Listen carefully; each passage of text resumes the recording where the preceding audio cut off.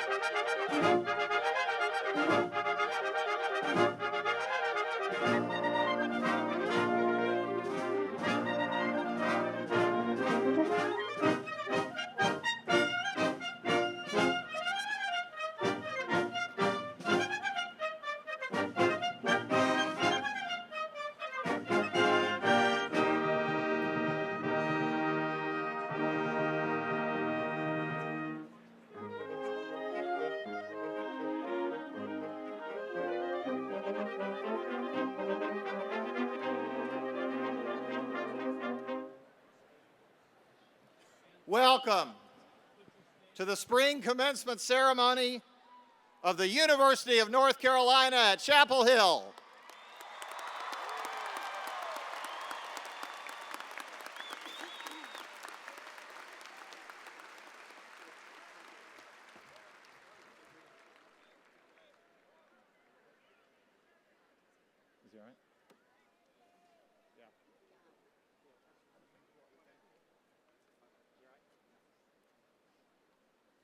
The members of the UNC-Chapel Hill Air Force ROTC will present the colors. Caroline Westcott Mason, candidate for the Bachelor of Music degree, will lead us in singing the national anthem. Please rise.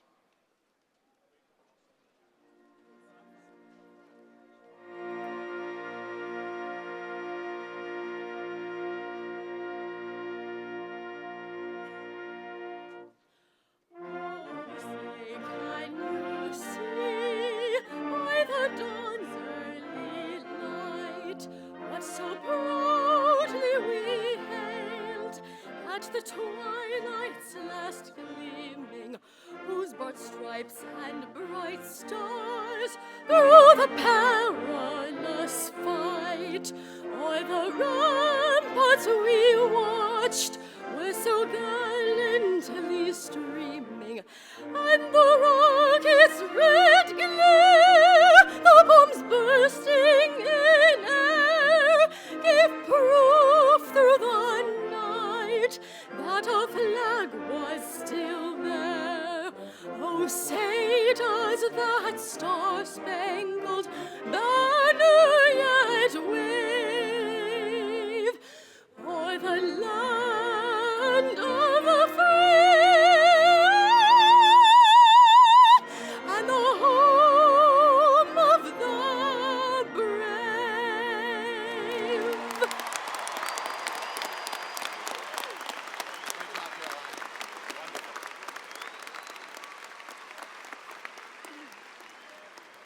Please be seated. Good morning. Today, we continue a tradition that began in 1798 when the first 7 graduates received their diplomas. 214 years later, the graduating class is just a little bigger, but it's still a great Carolina tradition. Graduates, this is your day, and all of us join you in this celebration of your academic achievement.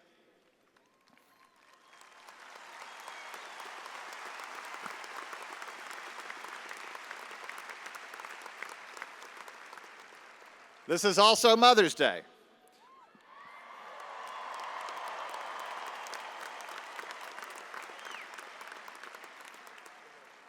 Not all of our mothers could be here today, but let's take a moment to show our gratitude to the mothers in the audience and elsewhere.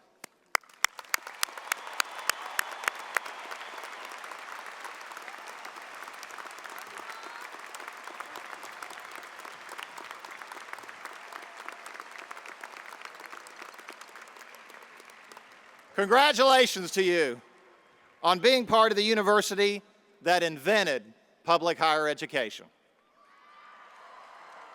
and that leads the way in keeping a college education accessible and affordable. Let's take a moment to thank the citizens of North Carolina for their investment in this university and the entire UNC system.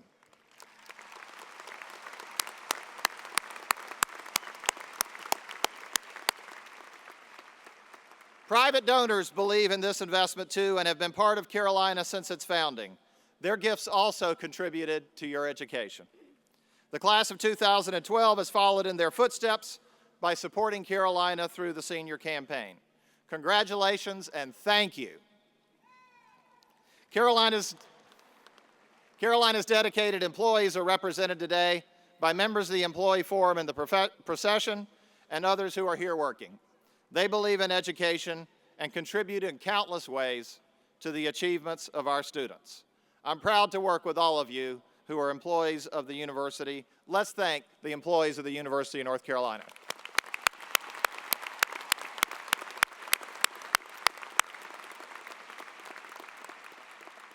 The class of 2012 includes 21 seniors who yesterday received their commissions as ensigns and second lieutenants in the Navy, Army, Air Force, and Marines.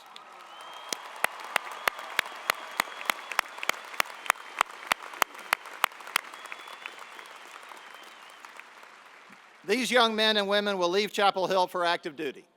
They join other Tar Heels students, alumni, faculty, and staff who are already serving on active duty or in the reserves. Our thoughts and prayers go with all of them.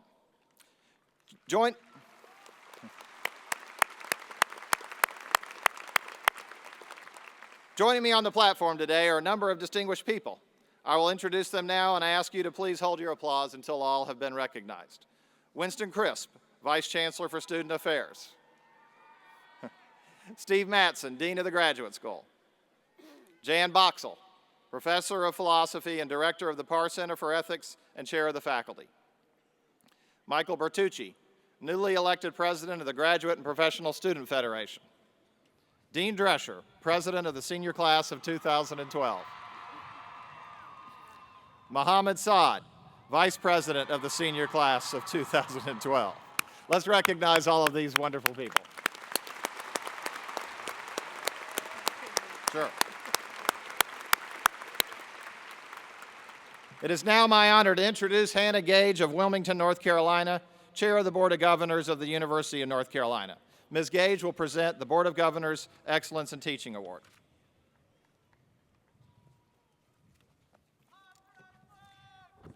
Good morning, graduates. On behalf of the entire University of North Carolina Board of Governors, it's my pleasure today to bring greetings to graduates, their families, and this university's distinguished faculty and staff, Board of Trustees, and members of the Platform Party. Graduates, I hope you enjoy every moment today. Your education at the University of North Carolina has given you the knowledge and the skills to be successful in your life. There's no roadmap for what comes next, and it will be different for each of you. You already have a world-class education, and if you add to that a strong work ethic, a good attitude, and very importantly, a sense of humor, you're well equipped for what lies ahead. Wherever you go and whatever you do, we hope you'll stay connected with this great institution. You will always be the best advertising the University of North Carolina ever has. One of the reasons you got a great education here was because of extraordinary teachers. It's my privilege today to present this year's Board of Governors Award for Excellence in Teaching. This award was established by the Board of Governors in 1994 to underscore the importance of teaching and to reward great teaching across the university. The awards are given annually to a tenured faculty member from each UNC campus. Recipients are nominated by special committees on their home campuses and then selected by the Board of Governors. I'll now ask Chancellor Thorpe and Dr. Linda Spermuli to come forward.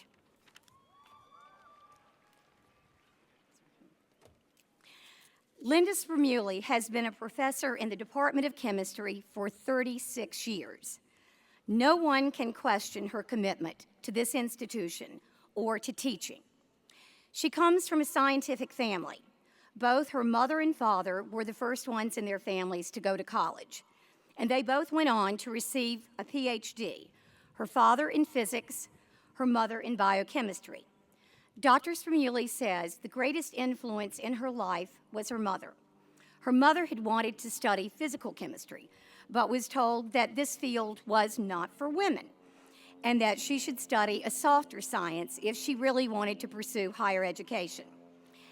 As a child, Dr. Spermuli's mother would wake the children at 6 in the morning. She'd drag them out of bed to discuss articles from Scientific American. Her mother fostered a love of learning, and that love of learning has been the framework for Linda Spermuli's life. It's through teaching that she passes that legacy on to others. The chair of the chemistry department says Linda Spermuli is simply the finest teacher I've encountered in my career, including my undergraduate and graduate studies and my time as a professor at this great institution. The students agree. They say Dr. Spermuli is always accessible and incredibly generous with her time. Along with being an extraordinary teacher, one student describes Dr. Spermuli more broadly as simply an exceptional human being. Dr. Spramuli, we celebrate your outstanding professional achievement and salute your commitment to great teaching and to inspiring a new generation of learners. In honoring you today, we acknowledge the more than 14,000 dedicated faculty members who teach more than 220,000 students throughout the state of North Carolina.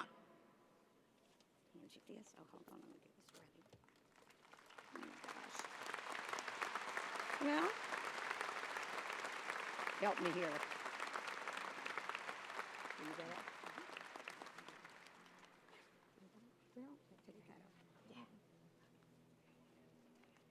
Congratulations. Congratulations, Linda. This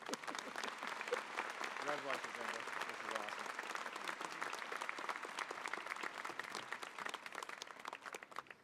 Thank you, Hannah. Everyone who took biochemistry from Linda Spramuli, raise your hand. Yeah, it's a great club to be in. We are honored to have with us today the president of the University of North Carolina System, Tom Ross.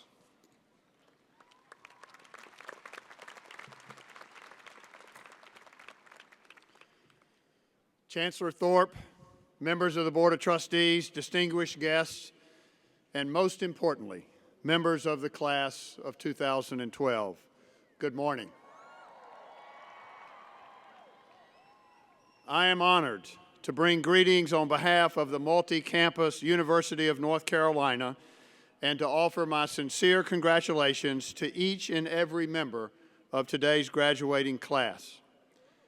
As an alumnus of the UNC-Chapel Hill School of Law, it is a particular privilege for me to be here and to take part in this celebration as president of our great university. Allow me to join Chancellor Thorpe in offering special greetings to the families, the parents, the grandparents and siblings, and the close friends of this terrific group of students seated here before me, and to extend my best wishes to the faculty, students, staff, trustees, and alumni who have joined us for these festivities. We are here today to pay tribute to you, the class of 2012, and to applaud your outstanding achievements. All of us are very proud of you. Because of the knowledge, competencies, and skills you have gained during your journey at Carolina, your thinking is sharp and your minds are filled with ideas. You can write, speak, analyze, and think with the best of them. And you are well prepared for the future adventures, opportunities, and challenges life will bring to you. Also, we are certain that your life and work will matter. I'm hopeful and confident that each of you will be successful. Some of you as doctors and lawyers, some as entrepreneurs, some working in nonprofits, some as CEOs, teachers, or nurses, and some making life-changing or life-saving discoveries. As importantly, I am equally hopeful and confident each of you will strive to make life better for others, that you will work to improve the community in which you live, and that you will do all that you can to contribute to the common good and to make a better world.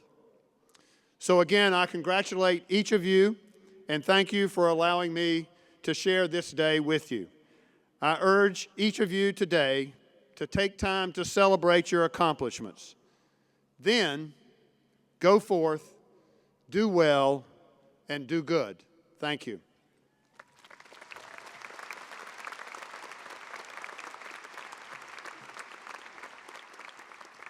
Thank you, President Ross. And now I'm pleased to introduce the Chair of the Board of Trustees of the University of North Carolina, Chapel Hill, Mr. Wade Hargrove.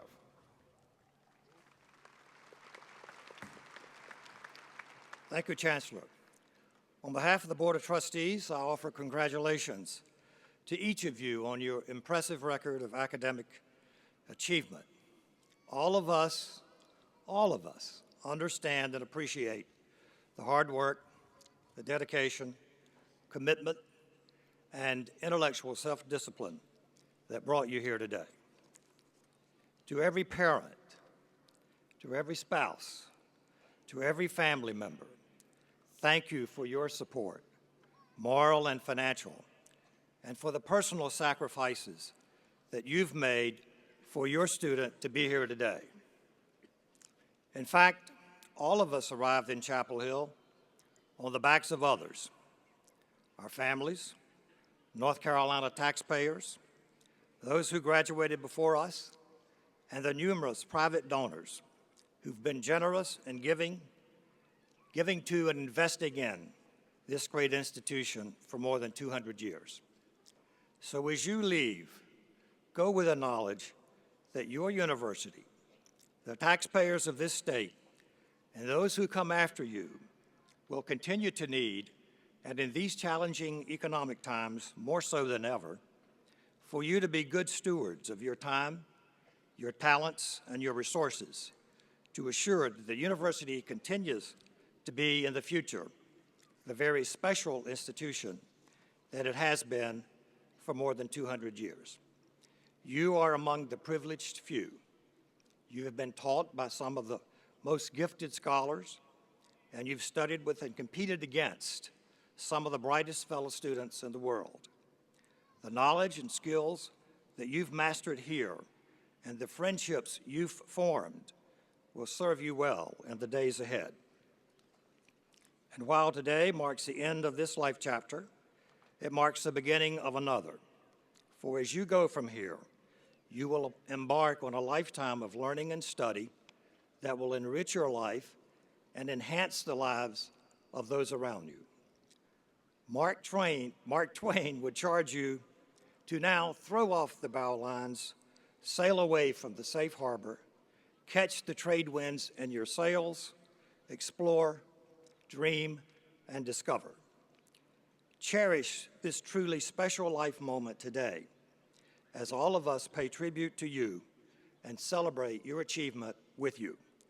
You are now and forevermore a certified Tar Heel, and you have papers to prove it.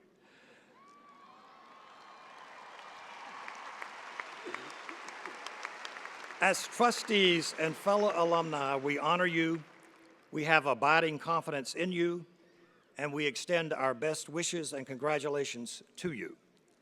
To borrow, as I close, from one of Carolina's most gifted writers, Thomas Wolfe, when you think back to these old stone walls, to the old well, to the ringing of the bell, and to your time here in Chapel Hill, we hope you will come back, and come back often. Congratulations.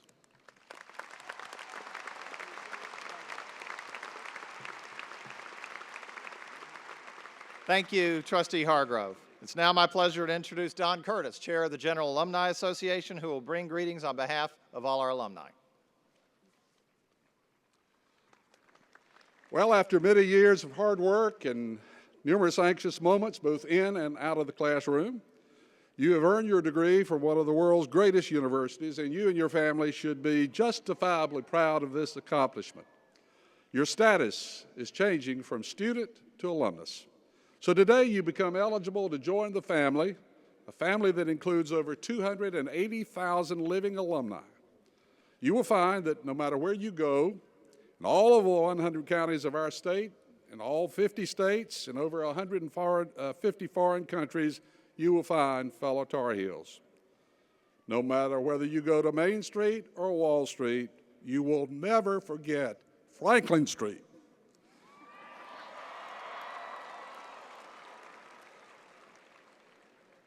Thank goodness for Red Bull.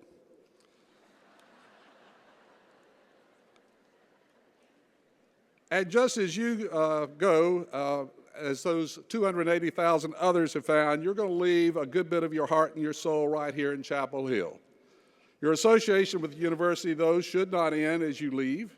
The Carolina experience is going to be a part of your life no matter where you go.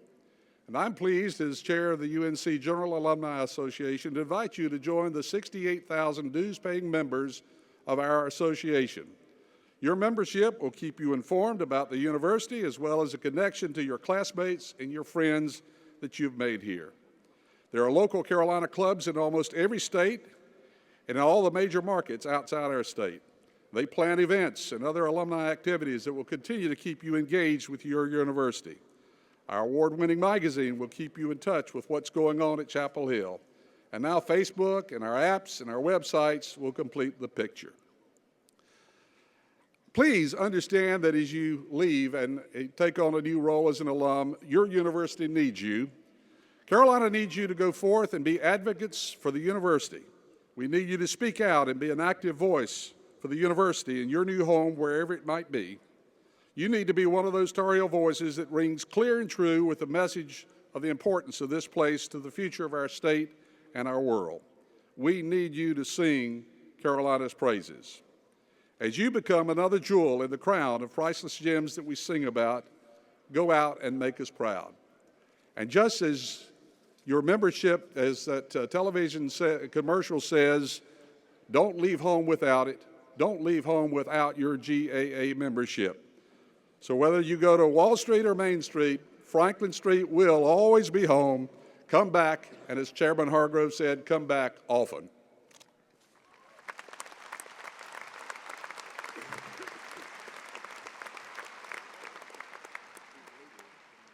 Thank you, Trustee Curtis. Each year, the faculty selects individuals who have given especially distinguished service to this university, this state, the nation, and the world. Upon these individuals, we are privileged to confer honorary degrees in recognition of their achievements and their impact on society. I call upon Bruce Carney, Executive Vice Chancellor and Provost, to assist with the ceremony, and Professor Joseph Farrell, Albert Coates Professor and Secretary of the Faculty, who will come forward to read each citation. Will Dean Gary Marcianini please conduct forward David S. Ferrio?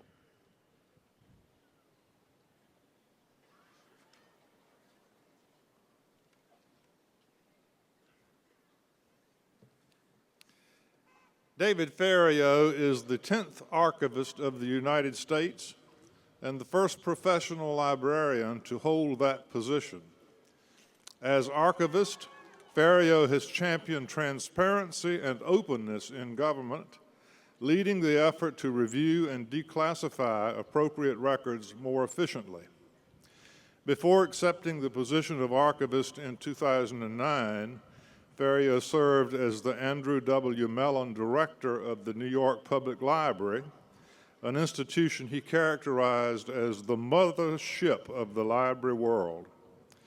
There, he integrated the 4 research libraries and 87 branch libraries into one seamless service for users, creating the largest public library system in the United States and one of the largest research libraries in the world.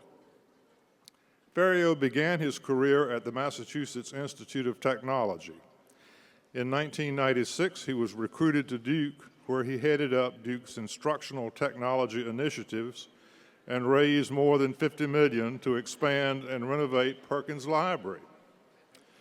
While at Duke, Ferrio chaired the advisory board for North Carolina ECHO, a project that brings the treasures of North Carolina's museums, libraries, archives, and historic sites to the wider public using digital technologies.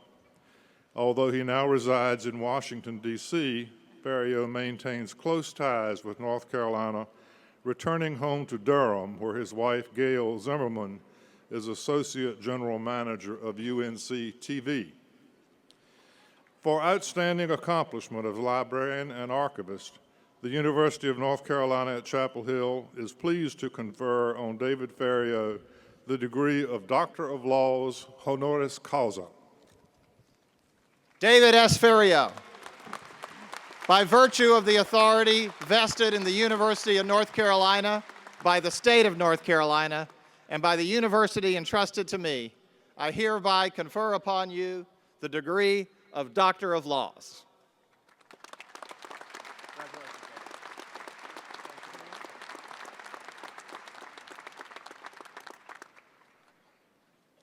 Will Dean Mike Smith please conduct forward Thomas Willis Lambeth?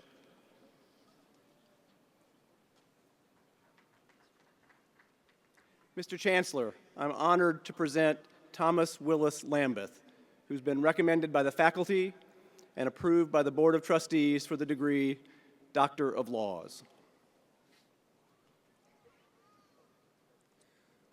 Tom Lambeth is a senior fellow and retired executive director of the Z. Smith Reynolds Foundation. A native Tar Heel, he received his BA degree in history from Carolina in 1957. As an undergraduate, he was inducted into 3 of Carolina's student honorary societies, the Order of the Golden Fleece, the Order of the Grail, and the Order of the Old Well. After a tour of active duty in the U.S. Army, he served as Governor Sanford's chief administrative assistant, being at that time the youngest person in the nation to hold such a position. Later, he served as administrative assistant to U.S. Representative Richardson Pryor. During his 23-year career at the Z. Smith Reynolds Foundation, Lambeth directed more than $260 million in grants to nonprofit organizations. He also served on Carolina's Board of Trustees, chairing it for 2 years. Lambeth's many honors include Carolina's Distinguished Alumnus Award, the General Alumni Association's Distinguished Service Medal, the Board of Trustees William Richardson Davey Award, and the UNC Board of Governors University Award. Lambeth continues to serve North Carolina as a member of the board of the North Carolina chapter of the Environmental Defense Fund, the Hunt Institute for Educational Leadership, Carolina School of Social Work, and the Board of Advisors of the UNC Center for Civil Rights. For outstanding accomplishment in public service and philanthropy, the University of North Carolina is pleased to confer upon Thomas Willis Lambeth the degree of Doctor of Laws honoris causa. Thomas Willis Lambeth, by virtue of the authority vested in the University of North Carolina, by the state of North Carolina, and by the university entrusted to me, I hereby confer upon you the degree of Doctor of Laws.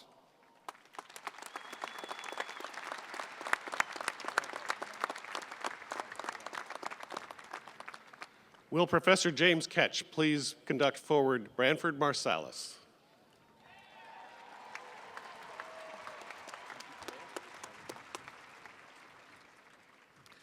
Mr. Chancellor, I have the honor to present Branford Marsalis, who has been recommended by the faculty and approved by the Board of Trustees for the degree of Doctor of Music.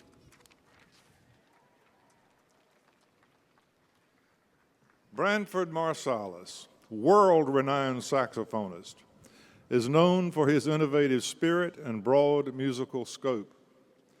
He is equally at home on the stages of the world's greatest clubs, concert halls, and symphony orchestras. He has been a featured soloist with many major orchestra symphonies and has toured with the Philharmonia Brasileira.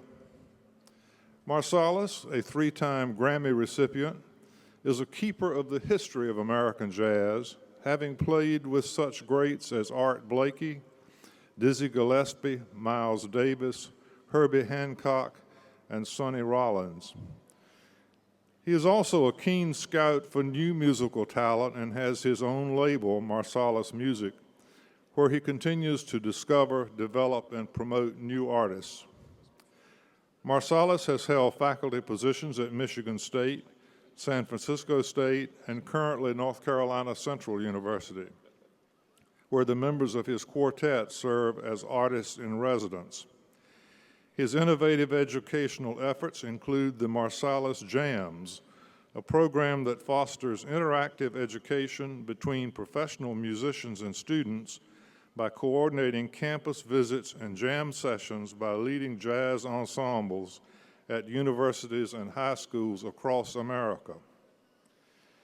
After Hurricane Katrina's destruction of New Orleans, Marsalis and Harry Connick Jr. conceived of the New Orleans Habitat Musicians Village in the hard-hit Ninth Ward, built as a project of the New Orleans Area Habit for Humanity.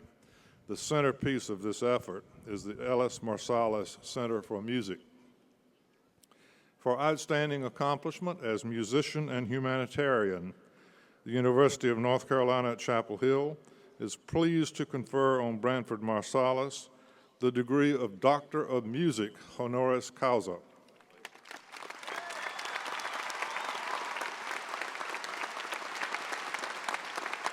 Branford Marsalis, by virtue of the authority vested in the University of North Carolina by the state of North Carolina, I hereby confer upon you the degree of Doctor of Music.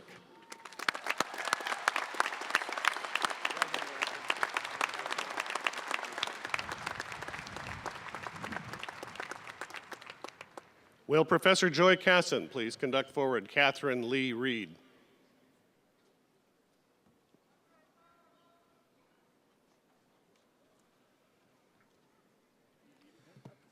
Catherine Lee Reed has had a 40-year career as an art museum curator, administrator, and director, holding leadership positions at the Ackland here in Chapel Hill, the Art Institute of Chicago, the Virginia Museum of Fine Arts, and the Cleveland Museum of Art. She transformed each of these institutions by balancing scholarly concerns with community and audience interests. The key to her success is her ability to understand how audiences respond to, enjoy, and learn from works of art. Through her positions with the Association of Art Museum Directors, she has been a thoughtful leader in policy development, in promoting goals of diversity, and in responding to changing norms that influence and inform museum practice. She has guided the practices of museums with respect to the ethical collecting of archaeological materials, leading to a presidential appointment to the Department of State's Cultural Property Advisory Committee. Her goal in this work is to focus on exhibiting the cultural treasures of other nations rather than striving to possess them. Today, Reed continues to be a generous and wise mentor, serving on the National Advisory Board of the Ackland Art Museum, the Visiting Committee for the Francis Lehman Loeb Art Center at Vassar, and the Board of Advisors for the Nasher Art Museum at Duke. For outstanding accomplishment as a curator and advocate of the fine arts, the University of North Carolina is pleased to confer on Catherine Lee Reed the degree of Doctor of Fine Arts honoris causa.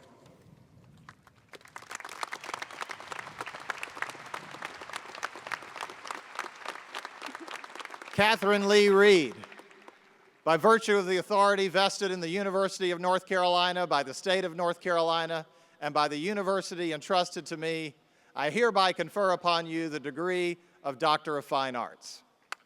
Congratulations.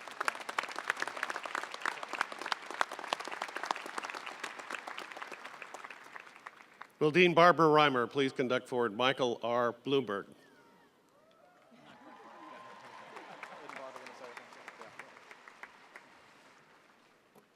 Mr. Chancellor, I have the honor to present Michael R. Bloomberg, who has been recommended by the faculty and approved by the Board of Trustees for the degree of Doctor of Laws.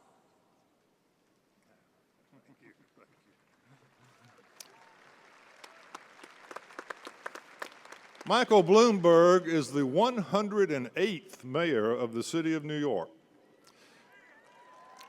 He was first elected mayor in 2001, just 2 months after the terrorist attacks on the World Trade Center. At the time, many feared that that crime would overtake New York, business would flee, the city would never recover. Instead, through hundreds of innovative new policies and initiatives, Bloomberg is credited with making New York City safer, stronger, and greener than ever. He attended Johns Hopkins University, where he paid his tuition with student loans and income from working as a parking lot attendant. Does that sound familiar? After college, he earned an MBA from Harvard Business School. Bloomberg began his career at Salomon Brothers, a prominent Wall Street investment bank. He used his experience there to envision an information company that would use emerging technology to bring transparency and efficiency to buyers and sellers of financial securities. The result is Bloomberg LP, a company that has about 15,000 employees worldwide and more than 300,000 subscribers to its global financial news and information services.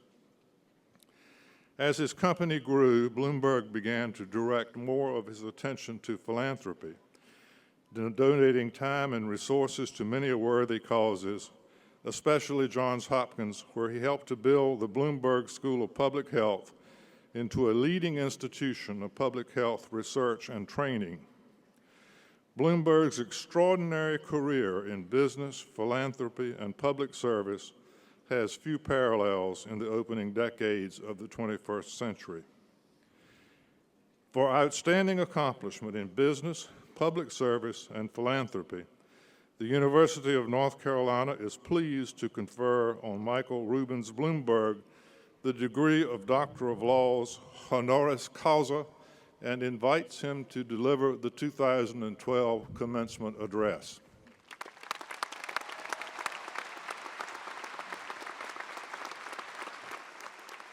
Michael R. Bloomberg, by virtue of the authority vested in the University of North Carolina by the state of North Carolina and by the university entrusted to me, I hereby confer upon you the degree of Doctor of Laws. I'll hold on this to him. Ladies and gentlemen, Mayor Michael Bloomberg. Thanks.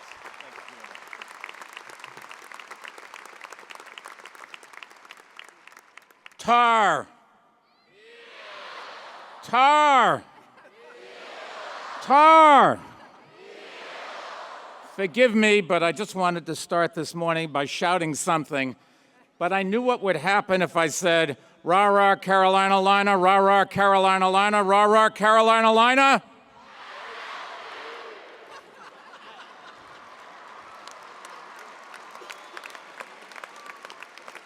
On that positive note, good morning, faculty, family, friends of the great class of 2012. And I particularly wanted to thank Chancellor Thorpe and the UNC Board of Trustees, including my friend and your fellow alum, Peter Grauer, for inviting me here. I also want to thank the president of the UNC system, Thomas Ross, and a former UNC system president, my old friend Dick Spangler. You should know that Dick and I went to the Harvard Business School just because neither of us could get into UNC. I am thrilled to be standing here today, not only because UNC is one of our country's oldest and greatest institutions. I'm actually thrilled to be standing here because it means I did not trip on the bricks walking over here. It's really treacherous out there. But I know this is only one of the many challenges you have overcome on the way to your diplomas today. You have battled your way through trying to find a parking place on campus. You've battled your way through trying to register for classes on Connect Carolina. You have battled through living in Hilton James and having to walk in the rain to an AM class at Graham Memorial. And you've battled your way through many games of zombies and humans. Now, I have to admit, I'd never heard of that game, but it does sound like good preparation for anyone who'll be moving to Washington, D.C. You've survived it all, and here you are. However, while this is a very special day for you graduates, before imparting some of my invaluable, indispensable words of wisdom, I would like to say something about another important group here today. They are sitting on the sides here, beaming proudly, and not even thinking about what it costs to get to this day, or what happens if you can't get a job and have to move back home. I am talking about your parents and relatives, so why don't you give them a big hand?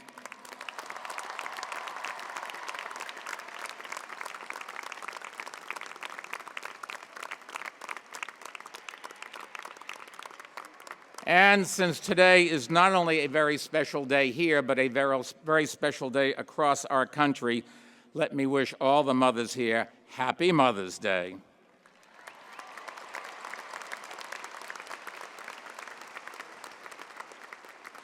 Being asked to speak at UNC is really a dream come true for me, and I want this commencement speech to be different from any speech that has ever been given. And in light of recent events here at Chapel Hill, there was only one way to do that.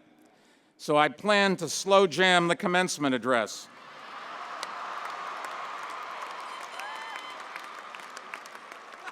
Unfortunately, I couldn't convince Branford Marsalis to join me. But I'm still determined to make this memorable, so I did do a lot of research to put me fully in the UNC groove. Since I arrived this morning, I've already climbed the bell tower and signed my name. I sat on the Davy Poplar bench. I challenged Chancellor Thorpe to a Rubik's Cube contest and got my butt whipped. I drank out of the old well for good look. Someone told me to be careful since some fraternity guys had just been there, but I went ahead anyways. And finally, I joined a flash rave at the library. But I watched, and for the record, did not join a group of speakers run across the pit into the UL and then sing the alma mater. It has been a great morning, and I haven't even played a few rounds of senior bar golf yet. So in any case, I'm feeling almost prepared for today as you graduates are. You've made it. You've done it. You've earned it. And I'm sure this week has been spent reliving memories and retelling stories. And I know there'll be more of that tonight. But right now, I want you to take a look around you and think not about where everyone has been, but where they are going. The guy in front of you could win an Academy Award someday. The girl behind you could be a future president of the United States, or even, better than that, the mayor of New York City. The guy sitting to your right could be a future Nobel laureate. Okay, maybe not the guy to your right, but certainly the one to your left. There is no telling what the future holds, for you or for anyone else.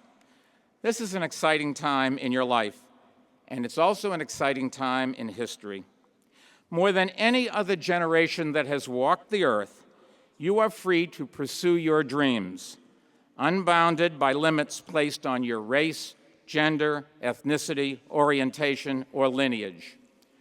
Only a lack of education can hold you back in America, and today you've cleared that bar, and you've done it at one of the finest institutions in the country.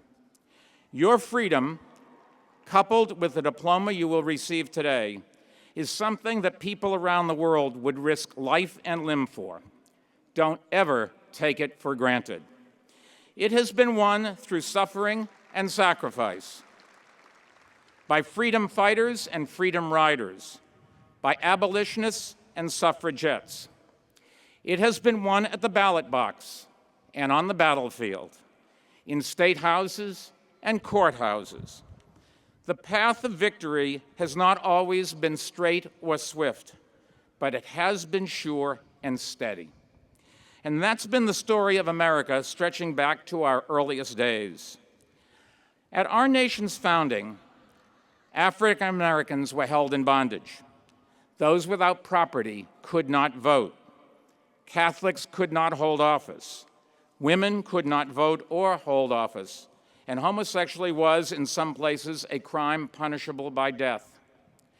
But over time, we understood that freedoms are not fully shared, if not fully safe. If government can deny freedom to one, it can deny freedom to all. Exclusion and equality are mortal enemies, and in America, every time they have met in battle, equality has ultimately triumphed.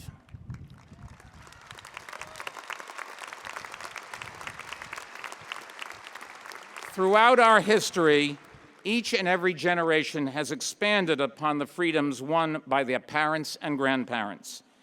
Each and every generation has removed some barrier to full participation in the American dream. The work is not over, far from it.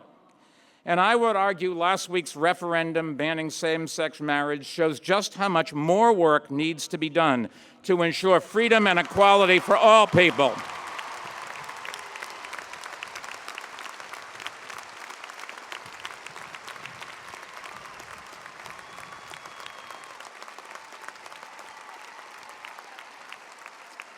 When the torch passes from one generation to the next, the light of liberty always shines more brightly. And I have no doubt that in your lifetime, liberty's light will allow us to see more clearly the truth of our nation's founding principles and allow us to see all people and all couples as full and equal members of the American family.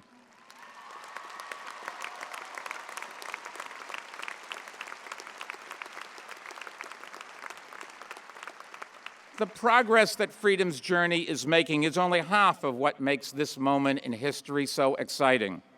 The other half is symbolized by something that you're probably holding in your hand or your pocket right now, your phone.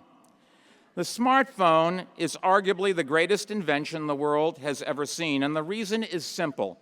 It democratizes technology. Whether you're building an app or writing a review on Yelp or checking in on Foursquare, you are making the computer and everyone who uses it smarter. Since the dawn of time, we have been sharing knowledge with each other, but today, knowledge is being shared globally and as quickly as it is being discovered individually.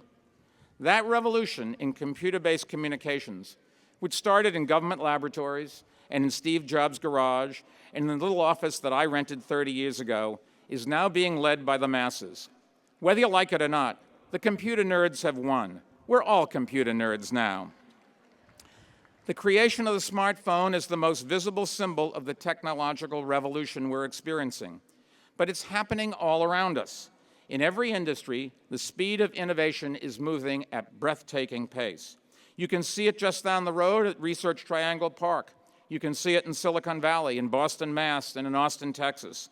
All of those places are home to great universities where pioneering work is being done and good jobs are being created. In New York City, we've joined forces with Cornell University, NYU and Carnegie Mellon, as well as the Technion Institute of Technology in Israel and universities in Canada, the UK, and India to develop new world-class applied science and engineering campuses. We know the future of the global economy is tied to the discoveries that are made by university-educated researchers and innovators. And if those discoveries happen in New York City, we know the companies the spin-off from them will start in New York City. Now, I have no doubt that many of you here today will be a part of these discoveries. Your work will reshape our understanding of the world, everything from the origins of the universe to a cure for cancer. For the non-scientists here, you too will have an important job to play. You business and finance majors, you may be providing the capital for the discoveries to be brought to market. Education and journalism majors, you may be writing or teaching about those discoveries. Nursing and pre-med students, you may be talking to patients about them. And you future lawyers, yes, lawyers always have to be involved in everything we do. You will be needed to protect patents and, of course, fight off other lawyers. The technology revolution that is reshaping our understanding of the world and the freedom that you join to pursue your dreams are complementary, which is why I've mentioned both of them. They reinforce each other. The more we learn, the freer we will be, and the freer we are, the more we will learn. Lux Libertas, light and liberty. That is the motto of your university, and that, I believe, will be the defining spirit of the 21st century. The more light we shed on the nature of the world, the more we advance knowledge in science and technology, the more liberty we will spread. In fact, I would argue that the technological revolution that is now underway will not only be our most powerful weapon in the fight against poverty and disease, it will be our most powerful weapon in the fight against repression and intolerance. Because where there is light, liberty grows, and where there is liberty, light flows.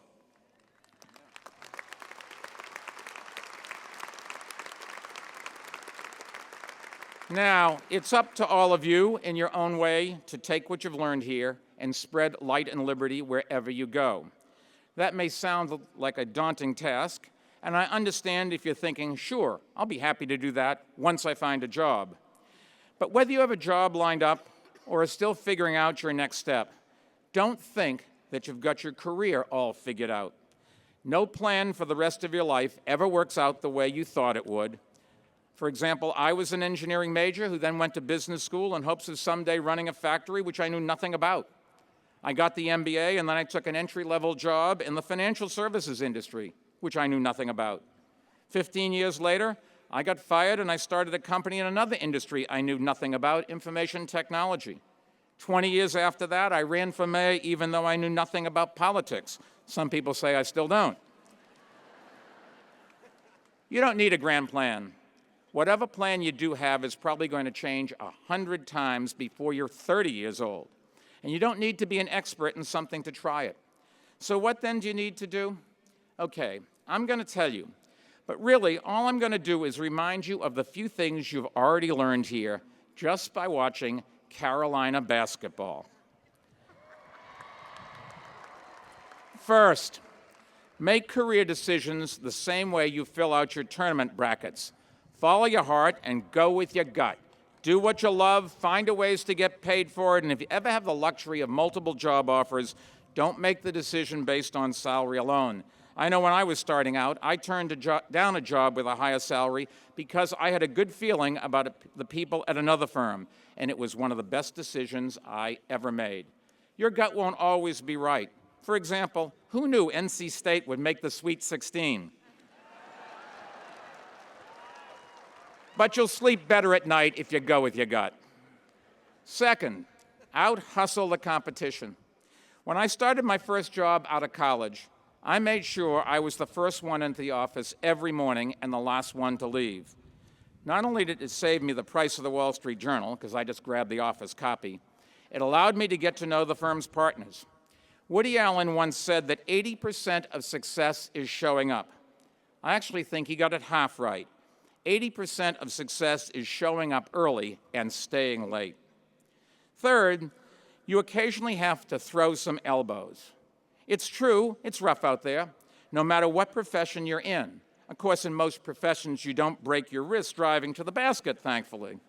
But the world is competitive. I've been in the business world and I've been in government. And people ask me all the time, what's the difference? And I always tell them, the business world is dog eat dog. And government, it's exactly the reverse. Don't be afraid to assert yourself. Have confidence in your abilities, and don't let the bastards get you down. Fourth, teamwork is everything. I could never have built my company without the 3 brilliant guys I started it with. And whatever success I've achieved as mayor results from surrounding myself with the most talented people that I could find. The innovations that are coming out of the Research Triangle Park in Silicon Valley and New York City are all built on teamwork. The person who works the hardest and works with others the best, who says we and us and doesn't use the words I and me, is the person who will win. Fifth, don't be afraid to shoot the long ball. Take the risk. Life is too short to spend your time avoiding failure. If I had worried about failure or listened to those who do, I would never have started my company and never run for mayor. And I can't imagine my life if I hadn't taken those risks. Now, not every risk will work out, but that's okay. Failure is the world's best teacher. Sixth, never stop studying what the competition is doing and never stop learning. Education is a lifetime journey. When you leave these walls, keep asking questions, keep acquiring knowledge, keep seeking truth. Don't let party labels blind you. No party in government has a monopoly on truth or God on its side. And I should know, I was a Democrat before I was a Republican, before I became an independent. And I never changed my principles. And I have enormous respect for your former president and my friend Erskine Bowles, because he has always put pragmatism ahead of partisanship, and I hope all of you will do exactly that. He does deserve a round of applause.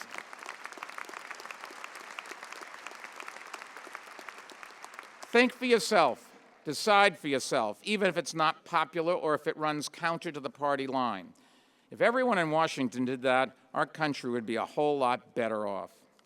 And now, the seventh and the final piece of advice I have is, in the game of life, when the final buzzer sounds, the only stat you carry with you is the number of assists you made. So help other people put some points on the board. Or, as Dickie V might say, don't be slow to dish the rock. There's nothing more rewarding than making a difference in the lives of others. I've learned that firsthand, both through philanthropy and public service. Give what you can, your time, your talents, your money, and I promise you will never forget it. Now, I know you've remembered every single word of that, but just in case, I thought I would provide a summary of the 7 in no particular order. Teamwork is everything. Assist others. Risks are necessary. The first 3 letters of those words are T-A-R. I wonder where this is going. Hustle always. Elbows occasionally have to be used. Education is a lifelong journey. Love what you do. And if you put that list together, it of course spells TAR. All right. Before you receive your diploma and leave, I have just one more piece of wisdom to share. When the hard times come in your life, and they will, when the doubts creep in about whether God is looking out for you, just remember that not only did you see an NCAA basketball championship during your time here, but in your senior year, Duke lost in the first round to a 15th seed.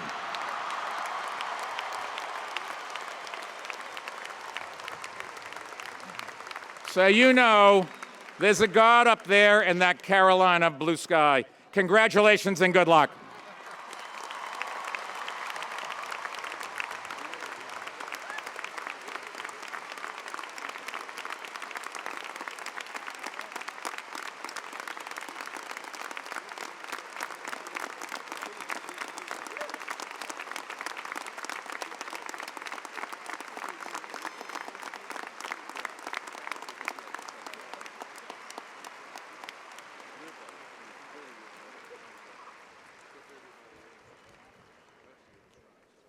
Thank you so much, Mayor Bloomberg.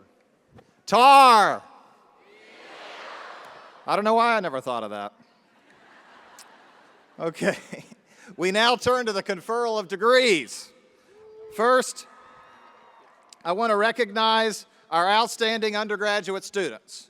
Will the candidates for baccalaureate degrees with highest honors please rise and remain standing?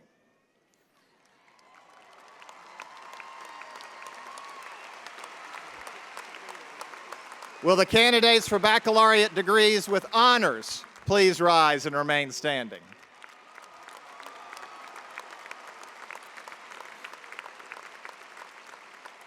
Seniors graduating with honors and highest honors exemplify an exceptional level of undergraduate scholarship. Congratulations to you on this outstanding achievement.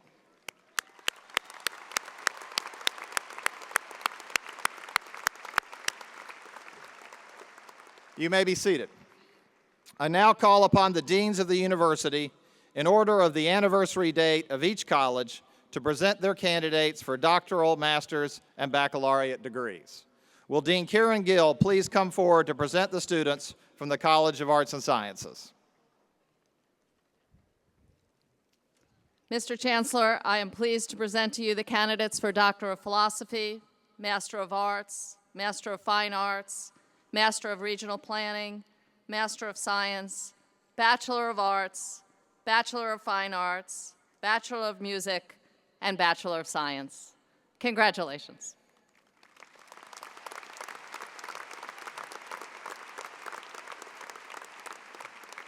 Will Dean Jack Boger please come forward to present the students from the School of Law? Mr. Chancellor, I'm pleased to present to you the candidates for Master of Laws and Juris Doctor. Will these students please rise? Please be seated. Will Dean William Roper please come forward to present the students from the School of Medicine? Mr. Chancellor, I'm pleased to present to you the candidates for Doctor of Medicine, Doctor of Philosophy, Doctor of Audiology, Doctor of Physical Therapy, Master of Physical Therapy, Master of Science in Rehabilitation, Counseling and Psychology, Speech, Language Pathology, and Occupational Therapy, Bachelor of Science in Clinical Laboratory Science, and Bachelor of Science in Radiological Science. Will these students please rise?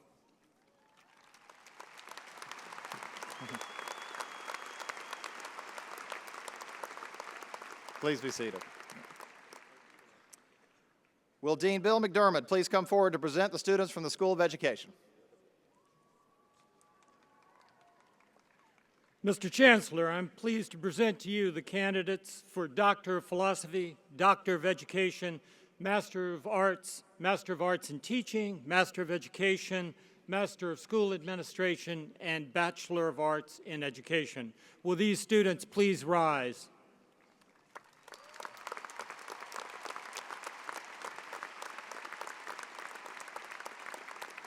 Will Dean Bob Bluen please come forward to present the students from the Eshelman School of Pharmacy? Mr. Chancellor, I am pleased to present to you the candidates, Doctor of Philosophy, Doctor of Pharmacy, Master of Science, and Bachelor of Science in Pharmaceutical Sciences. Will these students please rise?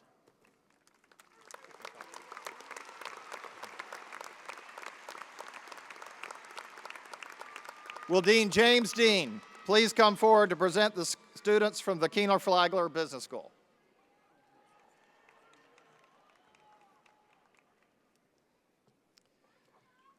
Mr. Chancellor, I am pleased to present to you the candidates for Doctor of Philosophy, Master of Accounting, Master of Business Administration, and Bachelor of Science in Business Administration. Will these students please rise? Congratulations.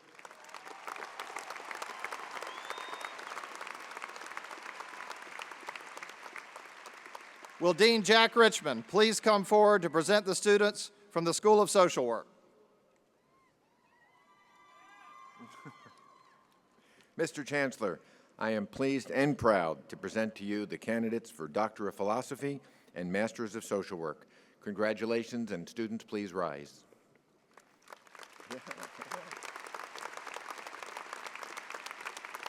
Will Dean Susan King please come forward to present the students from the School of Journalism and Mass Communication? Mr. Chancellor, I am pleased to present to you the candidates for Doctor of Philosophy, Master of Arts, and Bachelor of Arts in Journalism and Mass Communication. Will these students please stand and rise? Congratulations.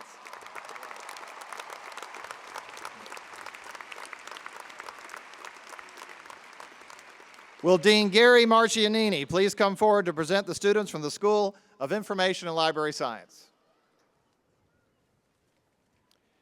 Mr. Chancellor, I am pleased to present to you the candidates for Doctor of Philosophy, Master of Science in Information Science, Master of Science in Library Science, and Bachelor of Science in Information Science. Will these students please rise?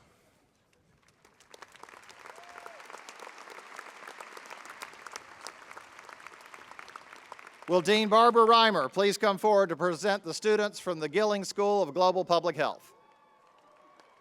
Mr. Chancellor, I'm pleased to present to you the candidates for Doctor of Philosophy, Doctor of Public Health, Master of Healthcare Administration, Master of Public Health, Master of Science in Environmental Sciences and Engineering, Master of Science in Public Health, and Bachelor of Science in Public Health. Will these students please rise?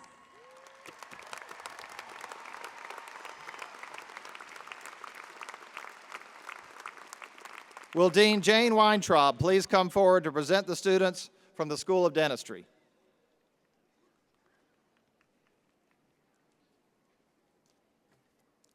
Mr. Mr. Chancellor, I am pleased to present to you the candidates for Doctor of Philosophy, Doctor of Dental Surgery, Master of Science, and Bachelor of Science in Dental Hygiene.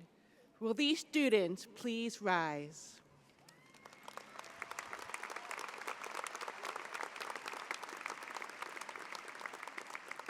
Will Dean Kristen Swanson please come forward to present the students from the School of Nursing? Mr. Chancellor, it is my pleasure to present to you the candidates for a Doctor of Philosophy, Master of Science in Nursing, and Bachelor of Science in Nursing. Will these Carolina nurses please rise?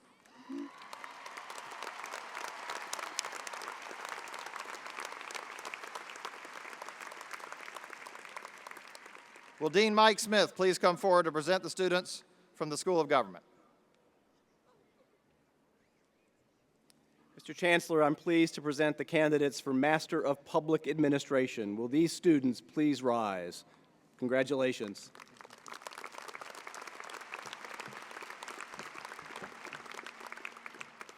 All degree candidates, please rise.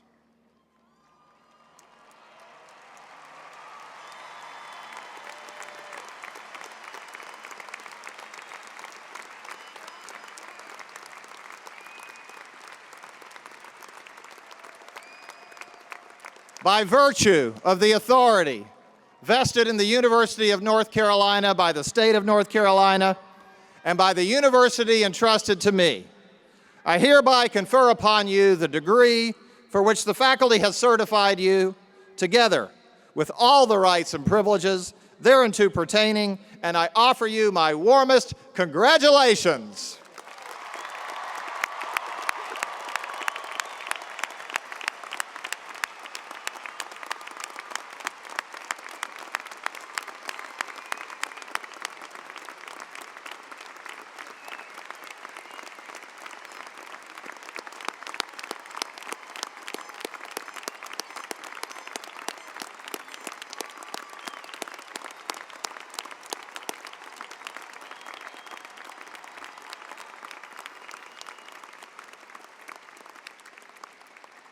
Please be seated. I now invite Mohammed Saad to say a few words on behalf of the class of 2012. At the conclusion of his remarks, he will be joined by Dean Drescher, president of the senior class.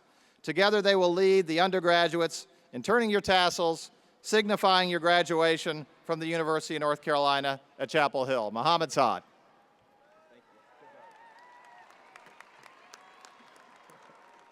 Good morning.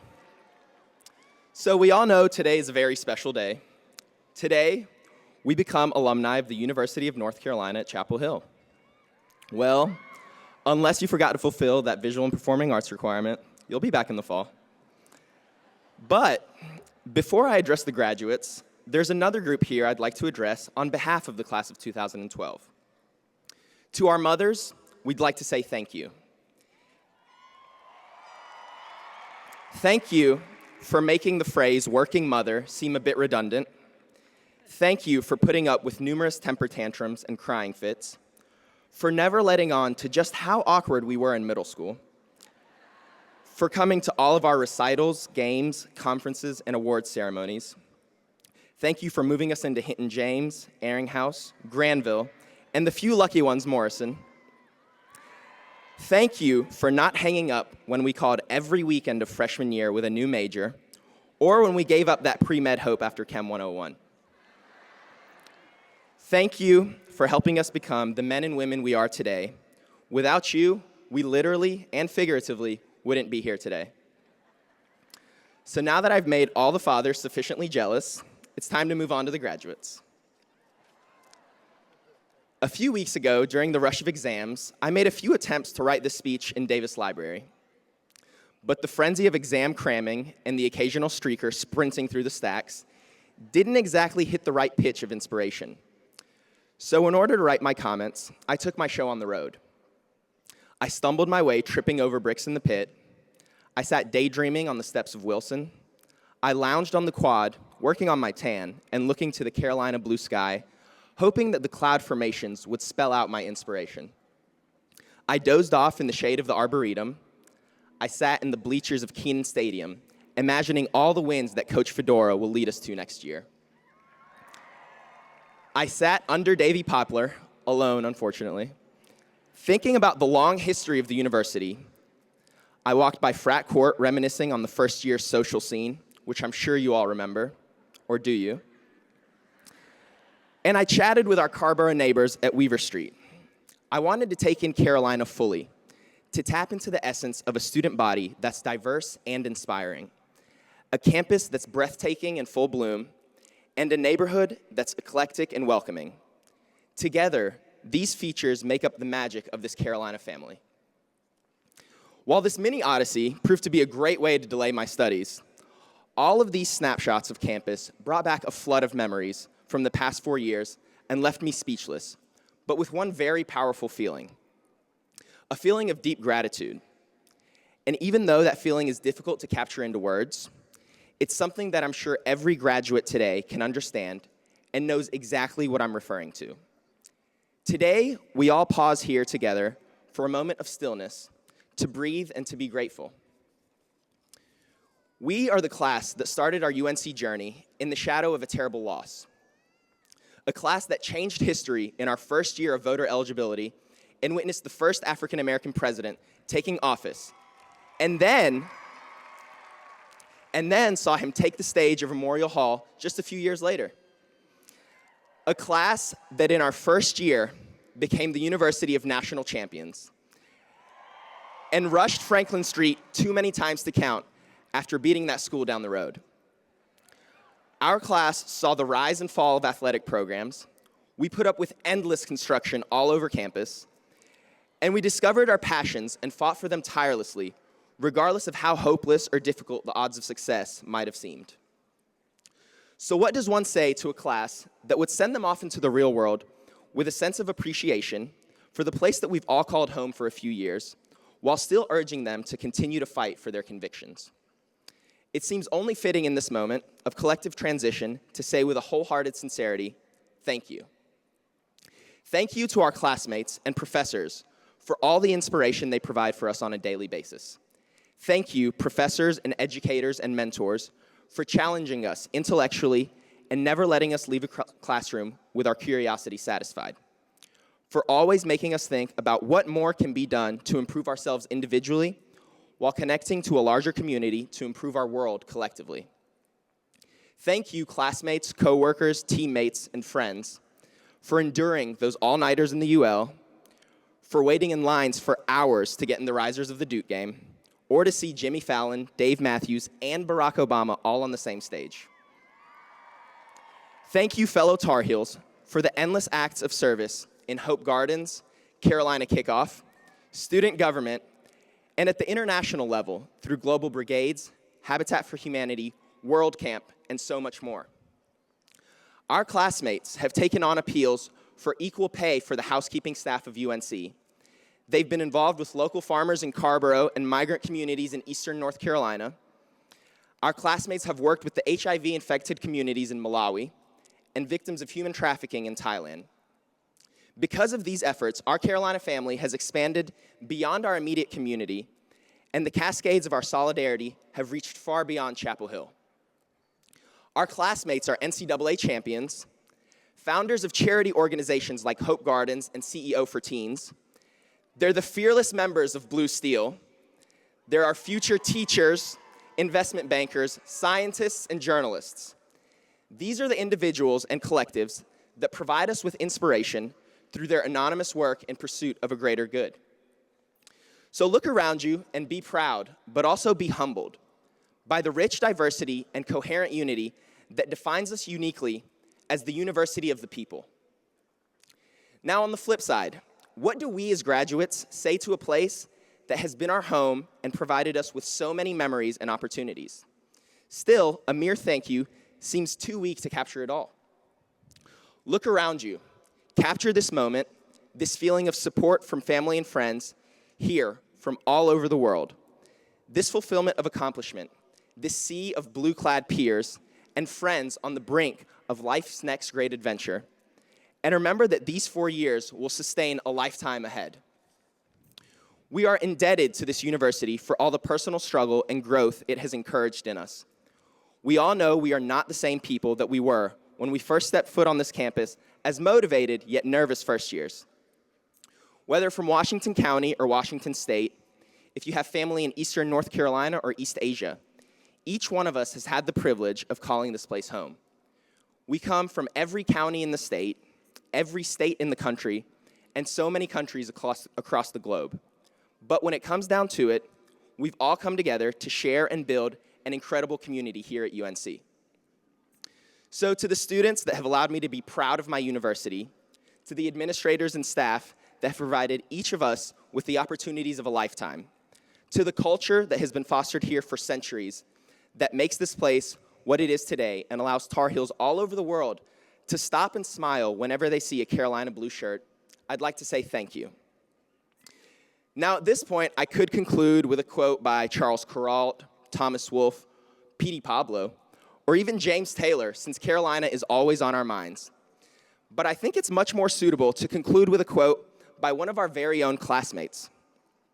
In the last issue of the DTH, Allison Hawkins eloquently captured what so many of us feel today. She said, "I can't articulate or even comprehend what this place has meant to me. Maybe I'll never be able to. Maybe none of us can. But it is love." So to prove to you all just how strong this tie between all us Tar Heels is and how lasting this love for Carolina and its family truly is, I'd like to very briefly ask you all to turn your attention to the class of 2012 as I ask Maura Mayorga to please stand, and I think Michael Wengenworth has a small proposition he'd like to make.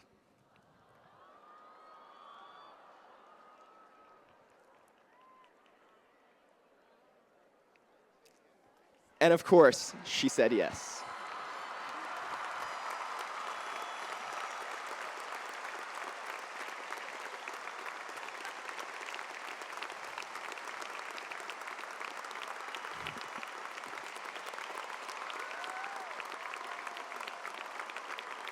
Thank you. Thank you to all of our friends and families, as well as the administrators and staff of the university, for all of their support these past few years. We extend our gratitude to all of our friends and families, to the administrators and staff of the university, and graduates, thank you for allowing this university to live up to every one of its many names: the University of National Champions, the University of North Carolina, and the University of the People. Congratulations, and may the odds be ever in your favor.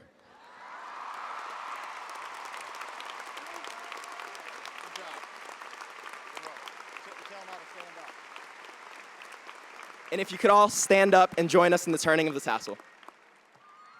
As President and Vice President of the class of 2012, we are privileged to lead you in moving your tassels from right to left, signifying your new status. Congratulations!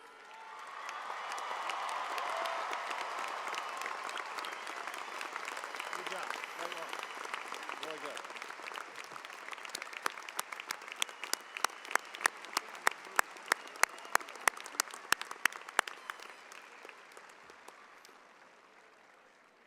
Welcome, all of you, to the ranks of the alumni of the University of North Carolina at Chapel Hill. Please be seated for just one last second. Graduates, this is a beginning. Most of you are doing something entirely new in your lives, leaving school behind and heading to something you may have heard of as the real world. We know from experience that you will make that real world better. You have the knowledge, energy, and experience to take us where we need to go. And while it may sound daunting to hear all of this talk about how you're going to change the world for the better, in fact, as Muhammad just said, you have already started. So remember that no matter where you go in this huge world, you are a Tar Heel. Here in Chapel Hill, you will always find people who are proud of you, have deep faith in your abilities, and care about what happens to you.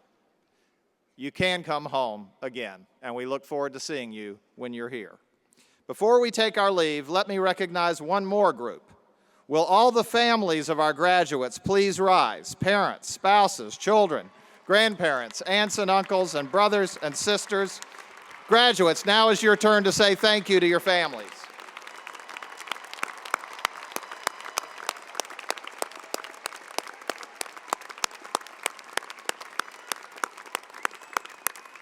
We want to thank Jeff Fuchs, director of the University Band, and your fellow students who came to play for you today on this early Sunday morning.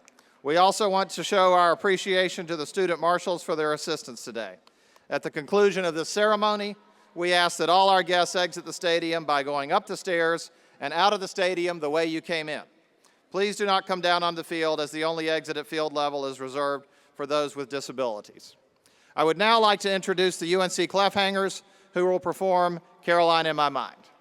Following their performance, Caroline Mason will return to the podium to lead us in singing Hark the Sound. Please remain in your seats until the platform party exits the field.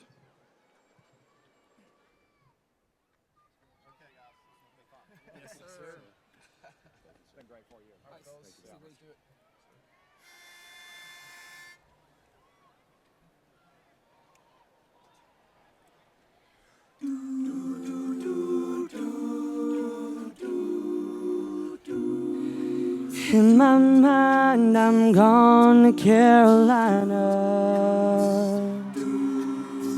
Can't you see the sunshine? Can't you just feel the moonshine? Ain't it just like a friend of mine to hit me from behind? Yes, I'm gone to Carolina in my mind. Karen, she's a silver sun. You best walk her away and watch it shining. Watch her watch the morning come.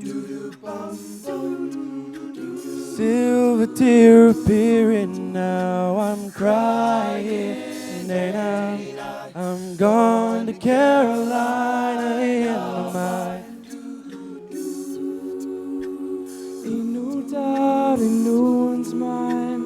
Love's the finest thing around. She whispers something soft and kind. Here, bam, the sky's on fire. I'm dying, and I'm gone to Carolina in my mind.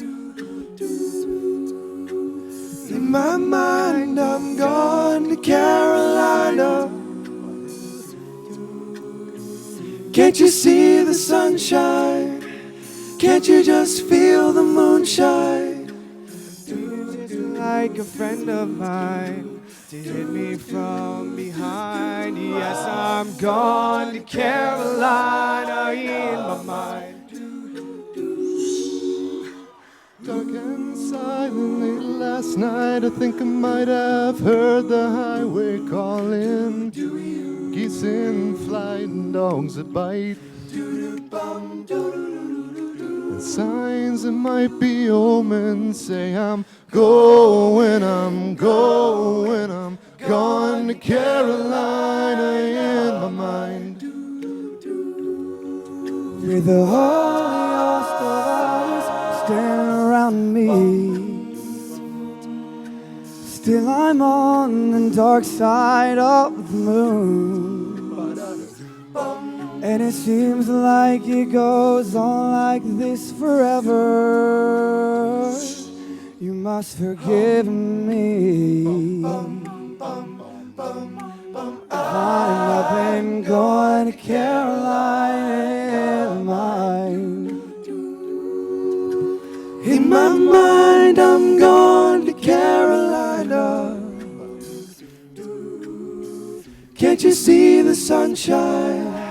Can't you just feel the moonshine? And ain't it just like a friend of mine to hit me from behind? Yes, I'm going to Carolina in my mind. Yes, I'm going to Carolina in my mind. Well, I'm gone. When I'm gone, Won't you say nice things about me when I'm gone? Won't you carry on without me when I'm gone? Thank you. Thank you.